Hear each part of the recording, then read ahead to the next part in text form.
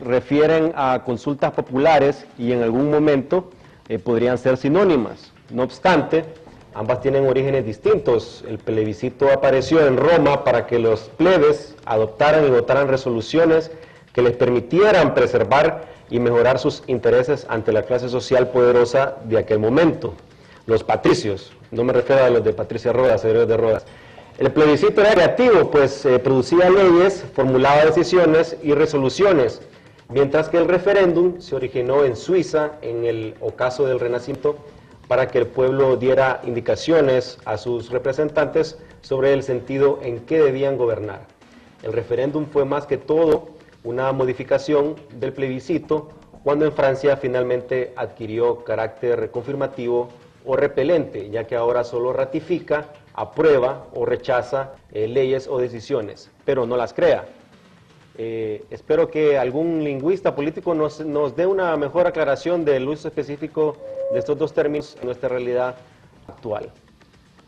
También vamos a hablar sobre el referéndum revocatorio más adelante, pero quiero darle la bienvenida a nuestro distinguido invitado, el abogado Wilfredo Méndez, que va a estar con nosotros para desarrollar un poco este tema sobre lo que son las consultas populares. Muy buenos días, abogado. Buenos días, abogado. Un placer estar aquí. Vemos que, de acuerdo a las declaraciones del presidente Porfirio Lozosa, en la primera ronda de diálogo que se ha realizado, hay un acuerdo total, dice, en que todos apoyan lo que son las consultas populares. ¿Qué podemos decir que es una consulta popular? Bueno, primero hay que hacer una valoración histórica, y no histórica muy larga, sino que reciente, sí, ¿verdad? Los últimos 2 años en relación al proceso de una democracia participativa para avanzar en un proceso más incluyente y no solo una democracia representativa, que la democracia representativa en Honduras había estado muy cuestionada por un Congreso de la República que no había tenido la capacidad de poder efectivamente representar al pueblo, sino que eso había venido representando a los sectores económicos más poderosos del país. No deja de serlo en este momento así esa afirmación, pero el mecanismo por el cual los congresistas se eligen a partir del 2005 cambian. Y en ese sentido lo que tenemos nosotros es un sistema proporcional personalizado, que se le llama. Es decir, antes acudíamos y votábamos bajo la bandera de un partido y ahí decía diputados del partido que nosotros quisiéramos. Y en función del porcentaje electoral que sacaba un partido, en ese sentido le tocaba una porción de diputados. Y los primeros privilegiados que los ponían las cúpulas de los partidos son los que salían. A partir del sistema proporcional personalizado, mire que es interesante el sistema proporcional personalizado, porque incluso los diputados actuales no saben ni cómo salen electos. Hay dos sistemas que se aplican en el proceso de elección, y es el sistema proporcional personalizado por mayoría y el sistema proporcional personalizado, que es efectivamente el que al final le da la proporción. El sistema por mayorías y el sistema proporcional. El sistema por mayoría se aplica en las elecciones primarias y el sistema proporcional se aplica en las elecciones generales. ¿Por qué se aplica en las elecciones primarias el sistema de mayoría? Porque no existe ninguna limitación en el sentido de que un partido pueda establecer de que el que más votos saca como persona individualmente en las elecciones primarias salga electo. Pero en las elecciones generales no, porque en las elecciones generales depende del partido. Es decir, a cuántos diputados tiene derecho el partido en relación a la sumatoria de votos. Una vez que se ha hecho la sumatoria de votos, entonces se distribuyen los escaños en el Congreso. Hay dos momentos. ¿Por qué no se puede el sistema de mayoría? Por ejemplo, alguna gente decía, ¿por qué Doris Gutiérrez sale electa diputada en el 2005, perdón? Si ella sacó 43.000 votos y el otro sacó 83.000. Porque sencillamente, correcto, porque sencillamente el derecho de entrada se lo daba el partido. Y no es que ella entraba con 43, ella entraba con 180. ¿Por qué? Porque los demás votos de los demás candidatos sumaban. En las elecciones generales entonces ya no.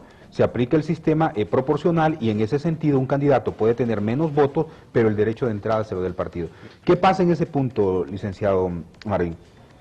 Es muy importante ver, y seguramente en el transcurso del diálogo, vamos a poder identificar cómo el sistema político hondureño ha actuado en relación a las reformas. Cómo en relación a las reformas que se van dando, lo que hacen es afianzar el sistema bipartidista en el país. Uno se pregunta, ¿por qué cuando la población tenía la posibilidad de votar directamente por sus candidatos a partir del 2005, por qué el Congreso sigue siendo el mismo? La misma conformación, el mismo poder de los liberales y los nacionalistas. ahí es cuando empieza a haber un movimiento a partir de los 2 años últimos, como le mencionaba, en el que al no existir la representatividad en el Congreso de la República, entonces empieza a haber un movimiento de la participación directa. Es decir, de una democracia participativa y no una democracia representativa. Claro, para el sector poderoso que ha controlado el país y que se divide la Corte, recuerden que incluso en un momento determinado se dijo que un empresario de este país ponía 3, 4 magistrados en la Corte Suprema de Justicia. Ese es el sistema de división.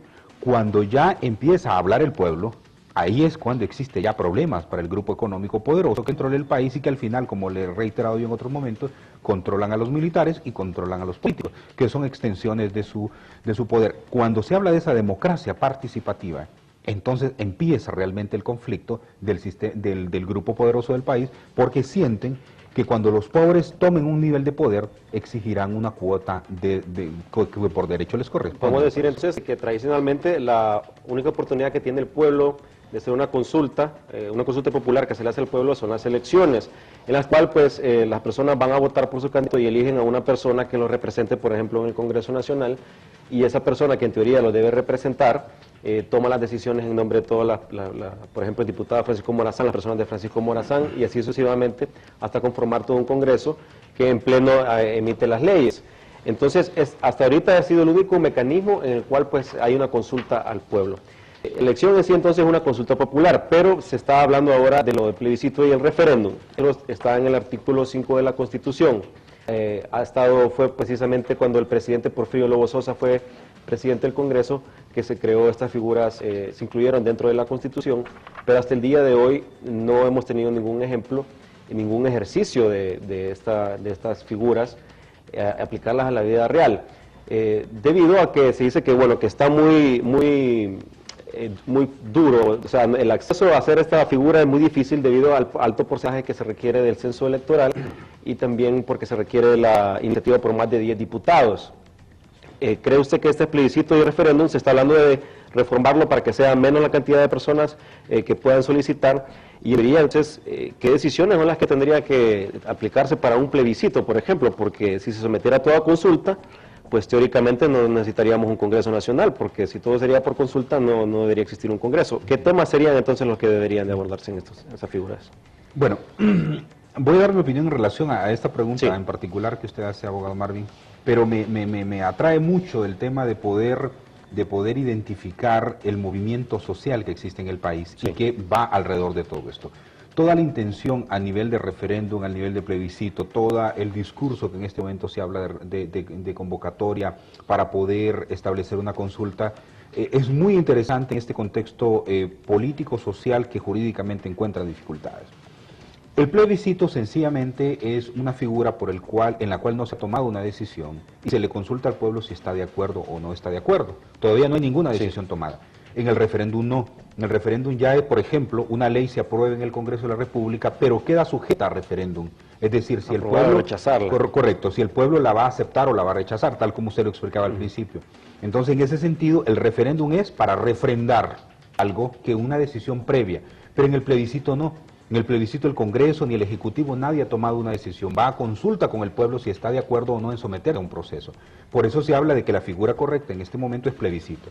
No se ha tomado ninguna decisión, vamos a consultarle al pueblo qué es lo que quiere. Si fuera el referéndum sería una ley ya aprobada y quiere que se ratifique o se impruebe. Eso es la diferencia clara en esto.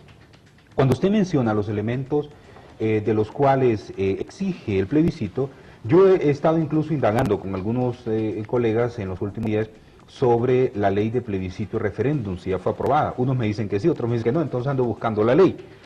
A mi criterio, o por lo menos en lo que yo sé, la ley del plebiscito y referéndum no se ha aprobado. ¿Qué es lo que sucede? Para poder desarrollar esta normativa necesitamos nosotros ese instrumento jurídico para poderlo llevar a la práctica. Pero sucede que incluso sin la ley encontramos un problema en la norma constitucional, y el problema de la norma constitucional es que exige un 51% de voto, de votación.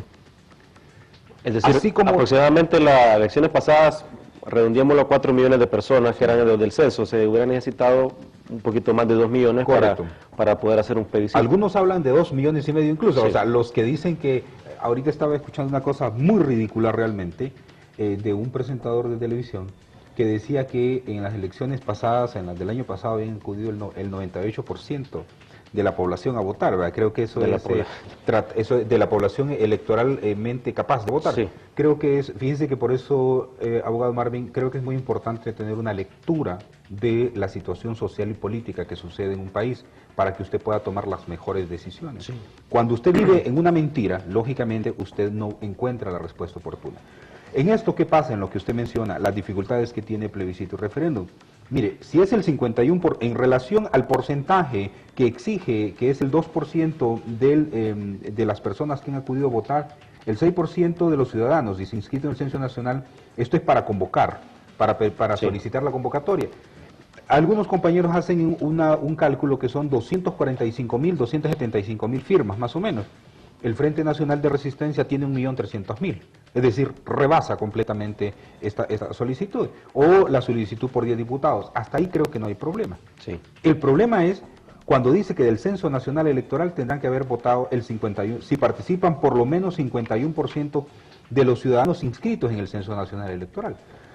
En la última elección se mencionó en la del 2005 que el nivel de votación fue del 49%, el de abstencionismo. Sí.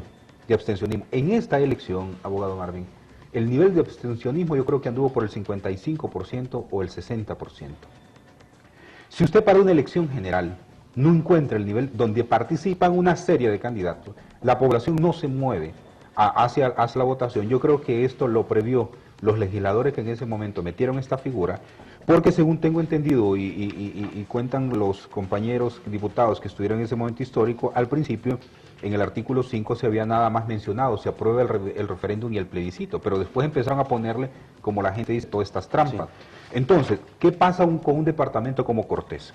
En el 2005 solamente acudió el 35% a votar en el departamento de Cortés. ¿Cuánto es el nivel de abstención ahí? El 65%. Vale hacer hincapié de que, por ejemplo, el padrón electoral era de 3.8 millones, sí. Pero lastimosamente el registro que hay en el Registro Nacional de las Personas, el listado, no está actualizado en primer lugar, y en segundo lugar hay bastante migración de personas a los Estados Unidos o a México, y ellos calculaban, el Tribunal Supremo Electoral, de que aproximadamente 1 millón de personas no están en esa lista, ya porque fueron del país o por otras razones. Entonces que realmente el padrón debería haber sido de 2.8 millones, y que esos 0.8 millones, cerca de 2 millones fueron los que votaron. Por eso se habla de un 50 y tantos % de abstencionismo. Que ese es el abstencionismo en dos figuras, el abstencionismo técnico y el abstencionismo por conciencia. Sí. Que el abstencionismo por conciencia es aquel que decide no ir a votar porque no está de acuerdo. Y el técnico es aquel en el cual el censo, como usted muy bien lo dice, no está depurado, hay muertos ahí, sí. Por eso a veces dicen, votan los muertos, la gente que está en el exterior, ¿verdad? Que no tiene la posibilidad en otros países donde no hay urnas, como en Estados Unidos, o estados donde no se instalan urnas. Entonces, eso sí genera ese problema. Pero esa figura, ese problema, en el cual se exige un 51%, realmente este artículo debería de ser simplificado para que efectivamente la población tenga la posibilidad de votar y que sea como en las elecciones generales, que con la mayoría usted gana, pues. Si un candidato presidencial podrán ir solo 10 personas a votar aquí en Honduras en un momento determinado, pero si gana 5 y otro gana 3 y otro 2, sencillamente él gana. Creo que el sistema de mayorías es un elemento importante en el caso de plebiscito. Bueno, nos parece muy importante flexibilizar estas figuras del plebiscito y el referéndum. También tenemos una reacción que es por parte del expresidente Zelaya respecto a este diálogo que ha sido convocado por el presidente Lobo Sosa. Desde Managua, el expresidente de Honduras, Manuel Zelaya, culpó al gobierno de los Estados Unidos de que en su país no se haya logrado la reconciliación por el papel negativo que juegan las autoridades estadounidenses para dejar impune el golpe, informó un vocero del gobierno sandinista. En declaraciones que se publicaron ayer en el portal oficialista, el 19, Zelaya afirmó en Managua, donde preside una reunión con sus seguidores, que no se ha podido lograr reconciliación por el papel negativo que los Estados Unidos juegan en Honduras. También dice que el depuesto mandatario hondureño ofreció sus declaraciones tras reunirse con el presidente de Nicaragua, Daniel Ortega, quien ha acogido el conclave de los seguidores de Zelaya, que se celebra en un lugar no revelado. También refiriendo de estos dos términos en nuestra realidad actual.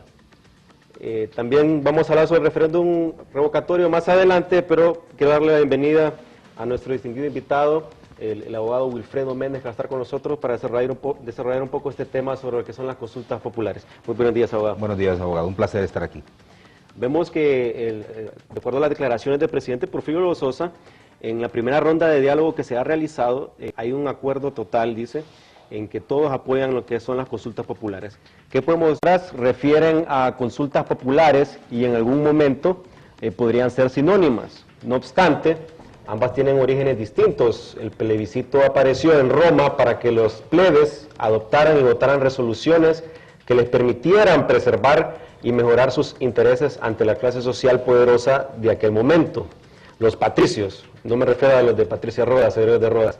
El plebiscito era creativo, pues producía leyes, formulaba decisiones y resoluciones, mientras que el referéndum se dice decir que es una consulta popular.